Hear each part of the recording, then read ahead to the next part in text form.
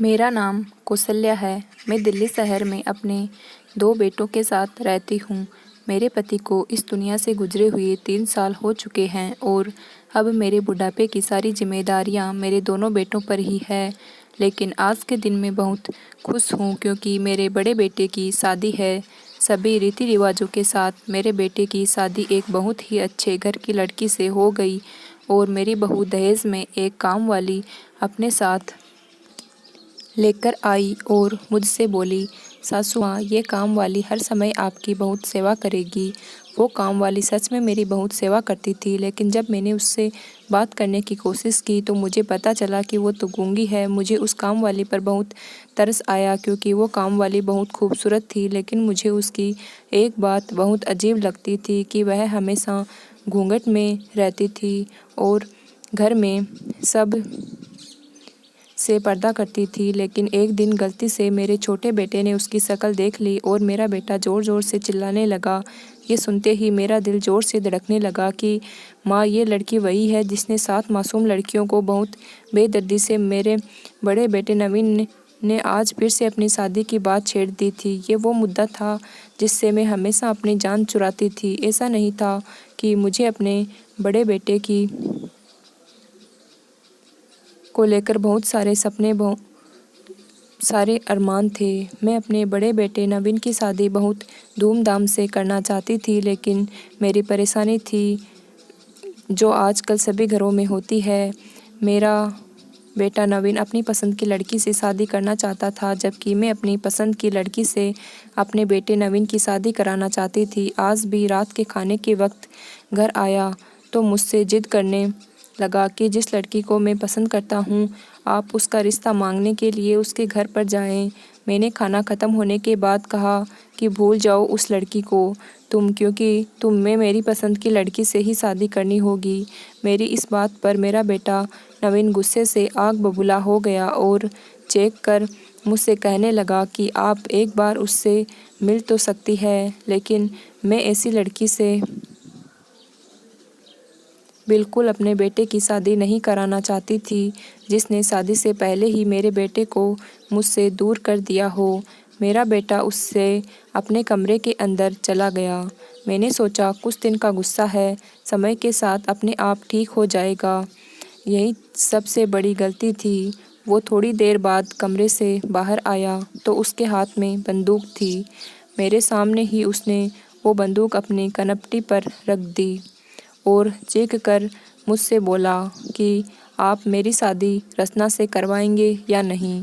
रचना उस लड़की का नाम था जिससे मेरा बेटा शादी करना चाहता था। मैं तो अपने बेटे का गुस्सा देखकर पागल ही हो गई और मैंने घबराते हुए कहा, पागल हो गए हो क्या?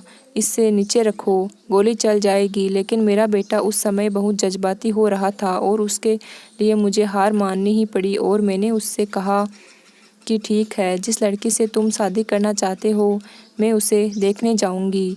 मेरे बेटे ने बंदूक नीचे रखकर मुझे गले से लगा लिया और कहने लगी कि वो बहुत अच्छी है, आप मेरी शादी के बाद उस पर बहुत गर्व करेंगी। मैं अपने बेटे की बात मानकर उस लड़की का रिश्ता मांगने उसके घर चली गई।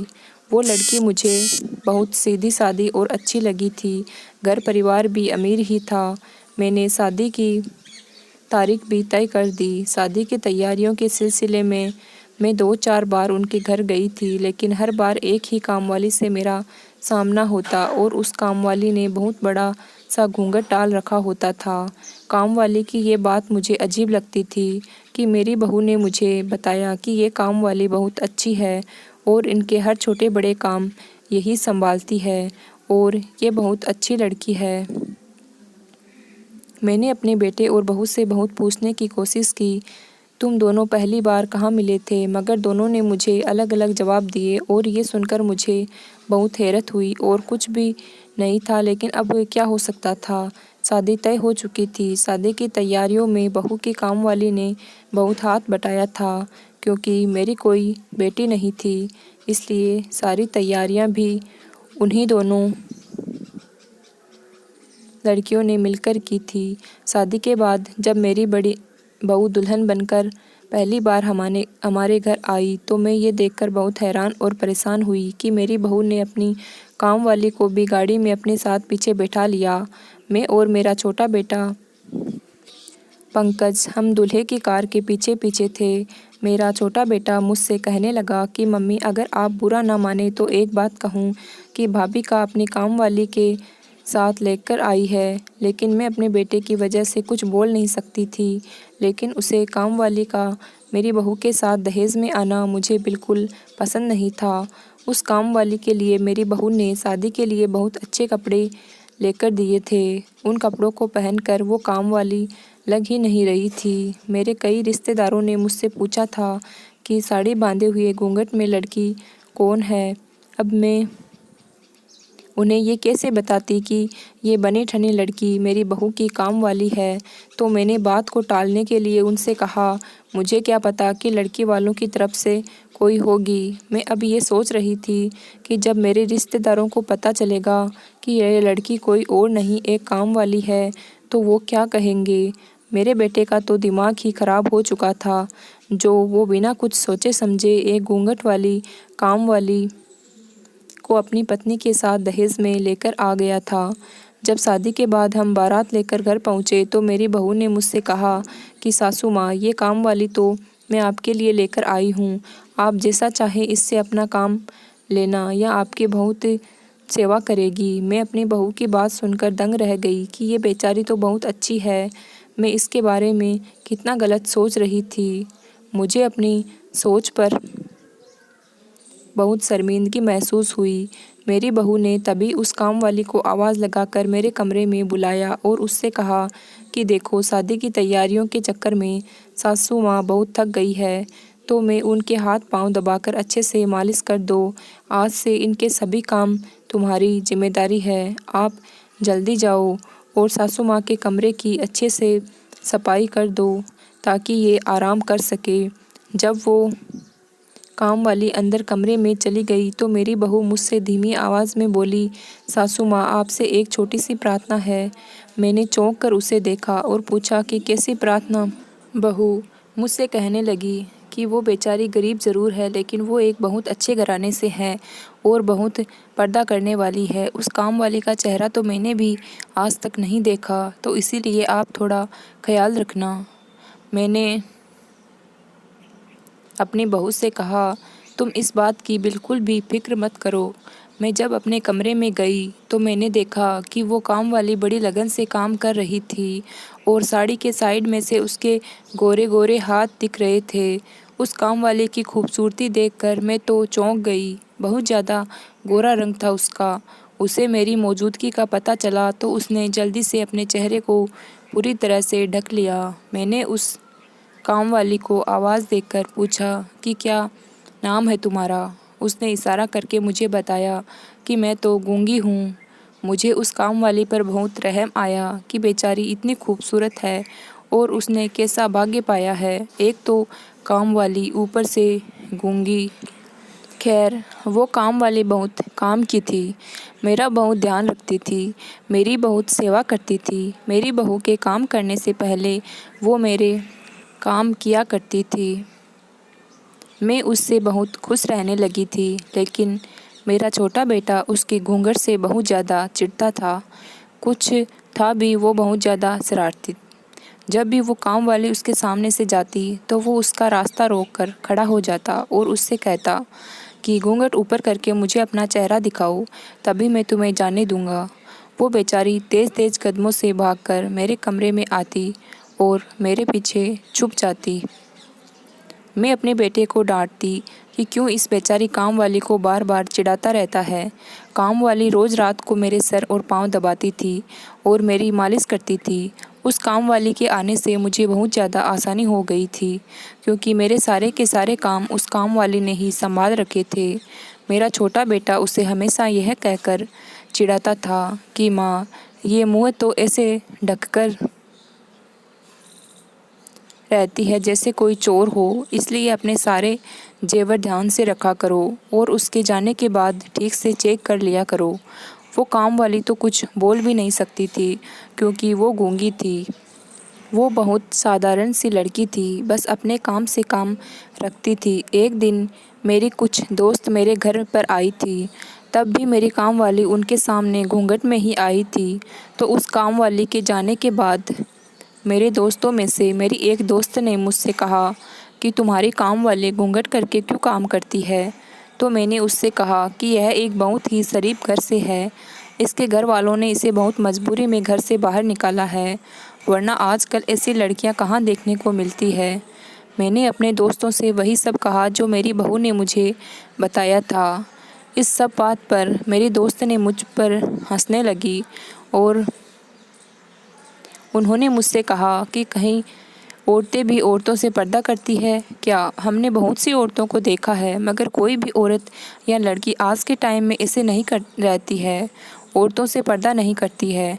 तुम इस काम वाली पर नज़र रखा करो, उसके नेक बनने वाले लोग ही पीठ पीछे धोखा देते हैं। मेरे दोस्तों की बातों ने मेरे दिल में कहीं न कहीं शक का बीज बो दिया था। मुझे पहले तो शक नहीं था, बस अब मुझे वो सीधी सादी काम वाली पर शक होने लगा था। मुझे कई ऐसे वाक़ये याद आने लगे जिस पर मुझे उस पर शक करने की वजह मिल गई, और उन सब बातों को मैंने अपने मन का वहम मानकर भुला दिया था। कुछ दिन पहले की ही बात है कि मेरी बहू ने इस काम वाली को किसी काम से अपने कमरे में बुलाया था कि तभी मुझे याद आया कि मेरे बड़े भाई ने मेरी बहू और मेरे बेटे को रात की दावत पर बुलाया है। मैं इस बात को बताने के लिए उसके कमरे में गई तो मैं ठिठक कर रह गई, क्योंकि मुझे मेरी बहू के कमरे से मेरे बहू की आवाज़ के अलावा भी किसी और औरत के हंसकर बात करने की आवाज़ आ रही थी। मैं इस बात से बहुत ज़्यादा हैरान और परेशान हुई और सोचने लगी कि बहू के कमरे में तो इस काम वाली के अलावा और कोई नहीं है। मैं अंदर जाकर ये सब देखती कि इससे पहले ही मेरे छोटे बेटे ने मुझे आवाज़ देकर किचन में बुला लिया। मैं जब अपने बेटे की बात सुनकर वापस आई तो तब मैंने अपनी बहू से पूछा कि बेटा, तुम्हारे कमरे में किसके बोलने की आवाज़ आ रही थी। तो मेरी बहू ने मुझसे कहा, अरे सासू माँ, मैं तो टीवी देख रही थी, उस पर सीरियल की आवाज़ आ रही होगी। मैंने अपनी बहू की इस बात पर यकीन कर लिया और सोचा कि वो काम वाली तो बोल ही नहीं सकती है, शायद मुझे ही कोई गलतफहमी हुई होगी। उस काम वाली को हमारे घर पर आए हुए 1 महीना हो गया था और आज तक मैंने उसकी आवाज़ नहीं सुनी थी, तो वो आज कैसे बोल सकती है। इसके अलावा भी मुझे एक और बात याद आई कि 5 दिन पहले जब ये काम वाली घर से बाहर जा रही थी तो घर के दरवाजे पर पहुंचकर उसने अपना घूंघट नीचे गिरा दिया था, जिसको देखकर मैं दंग रह गई थी। ये तो घर में इतना घूंघट करके रहती है, अब क्या बाहर बिना घूंघट के ही जा रही है। शाम को जब काम वाली घर लौटकर वापस आई तो मैंने उससे पूछा कि तुम कहाँ गई थी। तो उसने मुझसे कहा कि बहू की माँ ने मुझे किसी काम से बुलाया था, मैं उनका ही काम करने गई थी। मैं उसकी बात सुनकर बहुत ज़्यादा परेशान हुई, क्योंकि अभी 15 मिनट पहले ही तो मेरी बहू की माँ से बात हुई थी। उन्होंने तो मुझे ऐसा कुछ नहीं बताया कि ये काम वाली हमारे घर आई है। खैर, ये बात इतनी ज़रूरी नहीं थी, इसलिए मैंने इस पर ज़्यादा ध्यान नहीं दिया। जो बात ज़रूरी थी मैंने उसको पूछा, क्योंकि वो जो बिना घूंघट के गई थी उस बात से मेरे दिल में हलचल मचा कर रख दी थी। मैंने उस काम वाली से पूछा कि जब तुम सुबह घर से बाहर निकली थी तो बिना घूंघट के क्यों गई थी, तुम्हारा चेहरा भी तो दिख रहा था। इस बात पर काम वाली ने नाम में सिर हिलाया और एक कागज़ पर लिखकर मुझे बताया कि मैंने मास्क लगा के रखा था। मुझे तब भी उसकी इस बात पर यकीन नहीं आ रहा था। दोस्त ने मेरी इस बात पर तसल्ली करने के लिए अपने मुंह से मास्क निकाल कर मुझे दिखाया, तब जाकर मुझे उसकी बात पर यकीन हुआ। मैंने सोचा कि ये काम वाली तो बहुत सीधी सादी है, मैं फालतू में ही इस बात पर शक कर रही थी। लेकिन अब मेरी दोस्तों की बातों ने मेरे दिमाग में फिर से शक पैदा कर दिया था। मैंने शाम को इस काम वाली को अपने कमरे में बुलाया कि तुम मेरे बेटों से घूंघट करती हो। ये बात तो मेरी समझ में आती है, क्योंकि वो तुम्हारे लिए गैर मर्द है, लेकिन औरतों से पर्दा करना मेरी समझ से बाहर है, तो मुझे तो अपना चेहरा दिखा ही सकती हो। मेरी इस बात को सुनकर काम वाली बहुत ज़्यादा घबरा गई और ना मैं सिर हिलाकर पीछे हटने लगी और उसने कहा कि मैं अपना चेहरा नहीं दिखा सकती। मैंने भी सोच लिया था कि आज किसी भी हाल में इस काम वाली का चेहरा देखकर ही रहूँगी। जैसे ही मैं उस काम वाली का घूंघट उठाने के लिए आगे बढ़ी तो वो काम वाली तेज़ तेज़ कदमों से भागने लगी और भागते समय मेरे बेटे और बहू से टकरा गई। बेटे ने मुझसे पूछा कि ये क्या हुआ माँ, आप इस काम वाली के पीछे क्यों भाग रही हैं? मैंने कहा कि कुछ नहीं हुआ बेटा, मैं तो बस इस काम वाली का चेहरा देखना चाहती हूँ। मेरी बात सुनकर मेरी बहू ने मुझसे कहा कि क्यों सासू माँ, मैंने तो आपसे मना किया था ना कि आप इस काम वाली का चेहरा देखने की जिद नहीं करेंगी, फिर आप ऐसा क्यों कर रही हैं? मैंने अपनी बहू से गुस्से से कहा कि इस काम वाली के घूंघट की वजह से मेरे दोस्तों ने मेरा बहुत मजाक उड़ाया है। अब तुम इस काम वाली से कहो कि या तो ये मुझे अपना चेहरा दिखा दे या फिर मेरे घर से रफा दफा हो जाए। मेरी बहू ने मुझसे कहा कि यह आपको अपना चेहरा नहीं दिखाएगी, तो फिर मैंने उससे कहा कि निकल जाए मेरे घर से। तो इस बात पर मेरी बहू ने कहा कि ये इस घर से भी नहीं जाएगी क्योंकि यह मेरी काम वाली है, मैं इसे अपने साथ लेकर आई थी। आप कौन होती है मेरी काम वाली पर हुक्म चलाने वाली?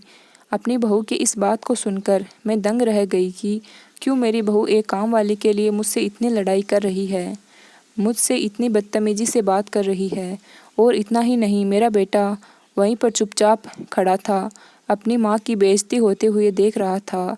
जब मैंने घूमने वाली नज़रों से बेटे की तरफ देखा तो उसने मुझसे कहा कि यह आप सास बहू और इस काम वाली का मामला है, आप लोग आपस में मिलकर ही इस मामले का हल निकाले। इस बात को कहकर मेरा बेटा घर से बाहर चला गया। मेरी बहू ने मुझसे बुरा सा मुंह बनाकर देखा और उस काम वाली का हाथ पकड़कर उसको अपने कमरे में ले गई। मेरा छोटा बेटा कुछ देर बाद वापस घर आया तो उसने मुझसे कहा कि इस मामूली सी काम वाली के लिए आपको भाभी से लड़ाई झगड़ा करने की क्या ज़रूरत थी? आपको पता है ना, ये भाभी मुझे नया कारोबार करवाने में मदद करने वाली है। आप जाइए और भाभी से माफ़ी मांगकर आइए। अपने बेटे की बातें सुनकर मैं बहू से माफ़ी मांगने उसके कमरे में आई तो बहू के कमरे को थोड़ा सा दरवाज़ा खुला हुआ था। अंदर का नज़ारा देखकर मैं तो हक्का बक्का रह गई। बहू काम वाली को गले से लगाकर तसल्ली दे रही थी। बहू की बात सुनकर मैं परेशान हो गई कि क्या भला कोई अपनी काम वाली से भी इतनी मोहब्बत कर सकता है। मेरी बहू उसको गले लगाकर कह रही थी कि तुम परेशान मत हो, बस कुछ दिन की ही बात है, मैं सब कुछ ठीक कर दूंगी और मैं सासू माँ को भी अच्छे से समझा दूंगी। मैंने थोड़ा और अंदर झांक कर देखा तो उस काम वाली ने अपना घूंघट उठाया हुआ था। उसकी एक साइड मुझे दिख रही थी। मैं चौंक कर अपने कमरे में वापस आ गई। मुझे बहू की वही बात याद आई कि उसने कहा था कि इस काम वाली ने तो मुझे भी आज तक अपना चेहरा नहीं दिखाया है। फिर वो काम वाली आज बहू के सामने अपना घूंघट कैसे उठाकर बैठी थी। मैं सोच रही थी कि एक मालकिन तो कभी भी अपनी काम वाली को गले से नहीं लगा सकती है और ना ही उसको इतना सर पर चढ़ाती है। फिर मेरी बहू ऐसा क्यों कर रही थी, मुझे कुछ समझ नहीं आ रहा था। उस दिन के बाद से मेरी बहू ने उस काम वाली को मेरे सारे काम करने से मना कर दिया था। वो काम वाली ज़्यादातर मेरी बहू के ही साथ रहती थी और उस काम वाली को मेरे करीब भी नहीं भटकने देती थी। मैं भी ये सोचकर चुप थी कि कहीं मेरे घर का माहौल ख़राब ना हो और कोई लड़ाई झगड़ा होने की वजह से मेरा बेटा अपनी पत्नी को लेकर मुझसे अलग ना हो जाए। मेरी बहू रोज़ ही उस काम वाली को लेकर घर से बाहर निकल जाती है और शाम को वापस आने पर दोनों ही अपने कमरे में बंद हो जाती है। उन दोनों का ऐसा करना मुझे बहुत अजीब लगता था, लेकिन मैं क्या करती, मेरी तो इस घर में कोई सुनने वाला ही नहीं था। एक दिन मेरी तबीयत अचानक ही ख़राब हो गई। मैंने अपने छोटे बेटे से कहा कि काम वाली किचन में काम कर रही है, तुम जाओ और उससे कहना कि वो मुझे एक कप चाय बनाकर दे दे। उस दिन इत्तेफाक से मेरा बेटा घर पर ही था, वरना इस समय मेरा बेटा अपने काम पर होता था। मेरी बात सुनकर वो उस काम वाली के पास किचन में गया। उसको गए हुए 2 ही मिनट हुए थे कि अचानक किचन से मेरे बेटे के चीखने की आवाज़ आई। उसकी आवाज़ को सुनकर मैं बहुत ज़्यादा घबरा गई। तेज़ी से बिस्तर से उठी और भागती हुई किचन में गई थी। जब मैंने किचन में पहुंची तो मैंने वहां जो नज़ारा देखा उसको देखकर मैं परेशान हो गई। मेरे बेटे ने उस काम वाली का बाजू पकड़कर रखा था और दूसरे हाथ से वो काम वाली अपना चेहरा छुपाने की कोशिश कर रही थी। मैंने अपने बेटे से कहा, ये सब क्या हो रहा है? तुमने इस काम वाली का हाथ क्यों पकड़ रखा है? तो मेरा बेटा कहने लगा, इसलिए पकड़ा है ताकि यह भाग न जाए। मैं किचन में आई था आपके लिए चाय को कहने, तो मैंने देखा कि ये अपने घूंघट से अपना चेहरा साफ कर रही है और गलती से मेरी नज़र इसके चेहरे पर पड़ गई और मैंने इसका चेहरा देख लिया है। तो मैंने हैरानी से पूछा कि फिर क्या हुआ? कि इतने में ही मेरा बड़ा बेटा और बहू अपने कमरे से निकलकर किचन में आ गए। मेरी बहू आग बबूला होकर कहने लगी कि आप दोनों माँ बेटे मेरी काम वाली के साथ कैसा सलूक कर रहे हैं। मेरा बेटा कहने लगा कि मैंने आपकी काम वाली की शक्ल देख ली है और मैं अभी सबको इसकी शक्ल दिखाता हूँ। और इतना कहकर उसने ज़बरदस्ती उस काम वाली का घूंघट खींच लिया। जब मैंने उस काम वाली का चेहरा देखा तो मुझे ध्यान आया कि मैंने इससे पहले भी इसे कहीं देखा है। ज़रा ध्यान से देखा तो मेरा मुंह से ही चीख निकल गई। मुझे याद आया कि ये तो वही है 6 मासूम लड़कियों की कातिल जो आजकल हर न्यूज़ चैनल पर नज़र आ रही है। मेरे दिमाग में पूरी की पूरी कहानी चलने लगी। न्यूज़ रिपोर्टर ने बताया था कि इस लड़की ने अपनी 7 मासूम दोस्तों का कत्ल बड़ी ही बेरहमी के साथ कर दिया है। पुलिस ने इसको पकड़ भी लिया था। पुलिस ने बताया था कि वो लड़की एक दिमागी बीमारी से पीड़ित है और इस बीमारी के चलते इसने जलन और दुश्मनी में अपनी 7 मासूम दोस्तों को मार डाला। और बाद में पता चला कि ये कातिलाना लड़की पुलिस की गिरफ्त से फरार हो गई है। मैं क्या पूरे देश को इस कातिल लड़की के बारे में पता था? इस देश के बच्चे भी जानते थे कि ये लड़की कौन है। इसकी शक्ल इतनी बार न्यूज़ चैनल पर दिखाई गई है कि अब तो इसका कोई भी पहचान सकता है। मेरे छोटे बेटे ने उस काम वाली को पहचान लिया था। मैं तो डर ही गई थी कि इतनी खतरनाक लड़की हमारे घर में रह रही है। मैंने अपने बड़े बेटे से कहा कि जल्दी से पुलिस को फ़ोन करो। मैंने अपनी बहू के चेहरे को देखा, उसके तो चेहरे पर हवाइयाँ उड़ रही थी। मैंने बेटे से कहा, मेरी शक्ल को क्यों देख रहे हो? जल्दी से पुलिस को फ़ोन करो। मेरी इस बात को सुनकर मेरी बहू मेरे पैरों में गिर गई और कहने लगी, सासू माँ ऐसा नहीं कीजिए प्लीज़, पुलिस को मत बुलाइए। ये लड़की कोई और नहीं बल्कि मेरी ही बहन है, मेरी सगी बहन। तभी मेरे बेटे ने कहा, माँ मैं इस बात को पहले से जानता हूँ। इस बात को सुनकर मेरा तो दिमाग चकरा गया। इन दोनों ने मिलकर के एक कातिल लड़की को मेरे घर में रखा हुआ है। छोटे बेटे ने जैसे ही फ़ोन की तरफ हाथ बढ़ाया तो मेरे बड़े बेटे ने उसे रोक लिया और बहू की बहन बोलने लगी कि आप मेरी बात सुन तो लीजिए, फिर आपको जो ठीक लगे आप वो करना। हम 7 दोस्तों का ग्रुप था। हम सब आपस में बहुत प्यार से रहते थे और सब काम मिलजुल कर ही करते थे। मेरी दोस्त मायरा का एक लड़का पसंद करता था और उसके पीछे हाथ धोकर पड़ा था। मेरे दोस्त मायरा को वो लड़का बिल्कुल भी अच्छा नहीं लगता था। वो कहती थी, अजीब पागल सा है, और सच में वो लड़का पागल ही था। एक दिन अचानक वो सब लोगों के सामने मायरा को प्रपोज़ करने लगा। मायरा के साथ साथ हम सब लड़कियों को भी बहुत गुस्सा आया कि ये लड़का ऐसा कैसे कर सकता है। इसी बात पर मायरा ने उस लड़के के गाल पर एक थप्पड़ मार दिया और हम सभी दोस्तों ने मिलकर उसे बहुत ज़्यादा बातें सुनाई। हमारी देखा देखी सब लोगों ने मिलकर उसे बहुत बातें सुनाई और उस लड़के का मजाक उड़ाया। कोई भी लड़का अपनी बेइज्जती को बर्दाश्त नहीं कर सकता। अपनी इस बेइज्जती को उस लड़के ने अपने दिल में से लगा लिया और हम लड़कियों से बदला लेने का सोचा। वो लड़का पहले ही साइको टाइप था। इस वाक़ये के कुछ ही दिन के बाद हम सभी दोस्त थे मायरा के घर पर इकट्ठा हुए और खाना खाते हुए हम सब चौंक गए क्योंकि मायरा के कमरे से चीखने की आवाज़ें आ रही थी। हमारी एक दोस्त मायरा के कमरे में देखने गई तो वो लड़का चाकू से मायरा को मार रहा था। वो डरकर भागी तो उस लड़के ने उसे भी मार डाला। उस साइको लड़के ने एक एक करके मेरी 7 दोस्तों को बड़ी बेरहमी से चाकू से गोद गोद कर मार डाला। मैं अपनी जान बचाने के लिए वहाँ खिड़की से कूद गई। तेजी से भागते हुए अपने घर आकर अपने कमरे में छुप गई। मेरी हालत बहुत ज़्यादा ख़राब थी। मेरा दिमाग कुछ भी सोचने समझने की हालत में नहीं था। मैं बहुत डर गई थी। उस साइको लड़के ने बड़ी बेरहमी से मेरी सभी दोस्तों को मार दिया था। अब मुझे डर था कि कहीं वो मुझे ना मार दे, लेकिन वो लड़का बहुत चालाक निकला। उसने मेरी सारी दोस्तों के कातल का इल्ज़ाम मेरे ऊपर ही डाल दिया और इसी हत्या के आरोप में पुलिस ने मुझे पकड़ लिया। मैंने सबको सच्चाई बताई, लेकिन मेरी बात पर किसी ने यकीन नहीं किया।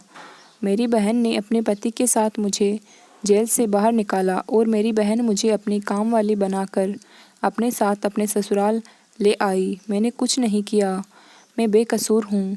पुलिस वाले मुझे हर जगह ढूंढ रहे थे और मीडिया ने भी मुझे हर जगह जलील कर दिया था, इसलिए मुझे अपना चेहरा छुपाना पड़ा। मेरी दीदी मुझे अपने साथ पुलिस की गिरफ्त से बचाने के लिए लेकर आई थी। मेरी बहू रोते हुए मुझसे कहने लगी, इसका कोई कसूर नहीं है, मेरी बहन बेकसूर है। मैं और मेरे पति इतने दिनों से इसकी बेगुनाही का सबूत ढूंढ रहे थे और हमने उस साइको लड़के के पीछे अपने जासूस लगा रखे हैं। उस लड़के के खिलाफ बहुत से सबूत जमा कर लिए हैं। हम 1-2 दिनों में ही ये सारे सबूत मीडिया और न्यूज़ रिपोर्टर को देने वाले हैं, ताकि मेरी बहन की बेगुनाही साबित हो सके। सारी सच्चाई सुनकर मैं दंग रह गई।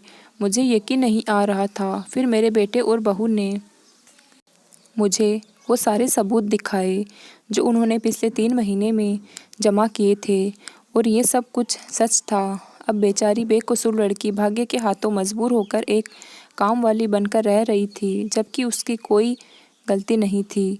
मेरी बहू ने वो जो सारे सबूत इकट्ठा किए थे वो न्यूज़ चैनल्स में दिए, और वो लड़की जो बिना कुछ किए गलत इल्ज़ाम में फंसकर जिल्लत और रुसवाई से जी रही थी, सब लोग उससे हमदर्दी करने लगे।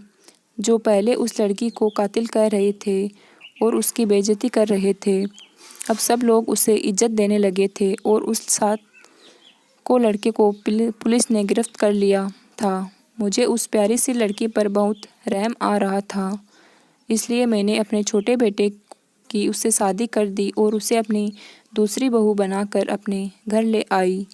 दोस्तों, उम्मीद करती हूँ कि आपको हमारी कहानी पसंद आई होगी। अगर आपको हमारी कहानी पसंद आई हो तो चैनल को लाइक, शेयर एंड सब्सक्राइब ज़रूर करें। धन्यवाद।